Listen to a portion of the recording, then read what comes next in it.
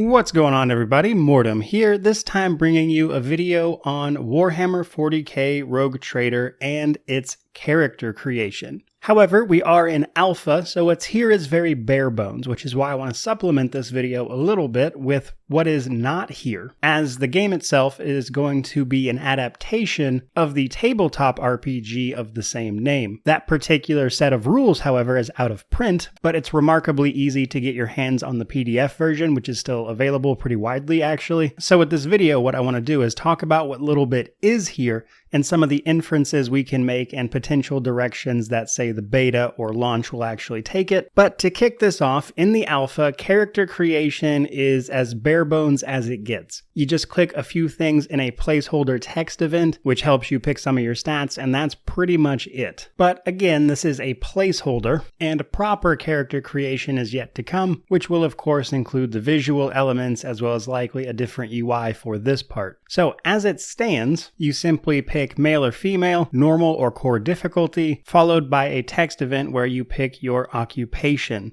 This is going to be your starting set of skills, determining what your character is actually good at. Weapon skill, ballistic skill, or melee and ranged, that kind of thing. What they get a bonus to, followed by picking the world or type of world your character is from, which determines their career. Career is what you would think of as a class, and here at the beginning you have 4 to choose from, though there are 4 more advanced classes you can pick up while playing through the alpha, but even these are incomplete. What is here is not all of the classes that will be implemented, but as it stands, they are leader, fighter, adept, and soldier, and then the advanced classes are just more specialized roles of these. But leader, as you might imagine, is about buffing your allies, fighter is about melee combat, adept is about skills and positioning, and soldier is about ranged weapons. But interestingly enough, after that's done, we pick a sort of problem that our character solved, which made us qualified for consideration to be the heir to the Rogue Trader Empire. As part of the story setup is that we are selected to be the heir to a Rogue Trader based on merits and of course a direct bloodline, which leaves you with enough room to sort of make your own character, but also give you ties to this family that allows you to take over. And as far as character creation goes, that's pretty much it. The game then dumps you into Act 2, so we don't see the introduction to the game just yet. I imagine a lot of that will come in beta. Now, as this is placeholder and an alpha, more or less what you'd expect. But what I want to talk about from here is how this stacks up against the options that are available in the TTRPG. So right out of the gate, in this regard, when it comes to picking some of these options, what I noticed is there's only about half or so of the options that are available in the TTRPG rulebook. And most of what is missing is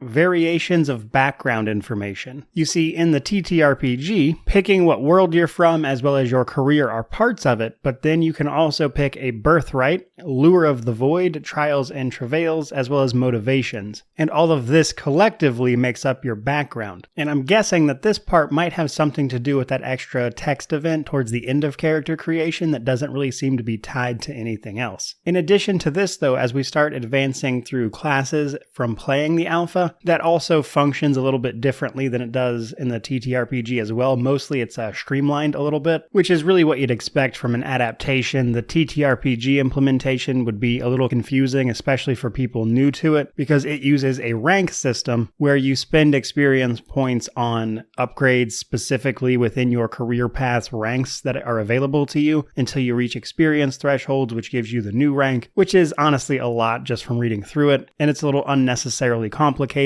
But that experience system is where we pick a lot of our abilities, which means that we don't really see what the beginning of the game's ability selection is going to look like, which I imagine is in large part because, as I mentioned earlier, a lot of the classes are not fully implemented yet. For instance, we don't really see anything on psychers except the ones that are available as companions, but there's certainly some questions there. Now, when it comes to the stuff that is missing and what it actually does, it varies a little bit. Collectively, it all makes your background, really, but some of it gives you benefits, other parts of it actually give you trade-offs. That is to say, you get better at something but worse at something else. So when it comes to talking about what's missing from character creation right now, the answer would be most of it. And what I would expect going forward into the beta is likely going to be the implementation of the rest of the character options, that is to say the stuff that forms your background, as well as the actual effects a lot of that stuff will have, in addition to how you'll be going about picking various skills and everything based on your career in character creation as well, which I think is more or less what you would expect from a game in this development stage. However, I do want to throw in here at the end that I kind of hope they keep this text event just as an extra option. Like, obviously they want to add the sort of cosmetic character creation in for everybody, but I really do think this textbook event thing is pretty cool as a way to sort of choose your background and career and everything, because as it stands, this isn't a bad system for creating a character very quickly, and it actually kind of reminds me of the option that was available in Bloodlines, where you could answer some questions and the game would sort of draw up a character for you based on that, or you could do it manually yourself. So it would kind of be cool to see both of those options implemented.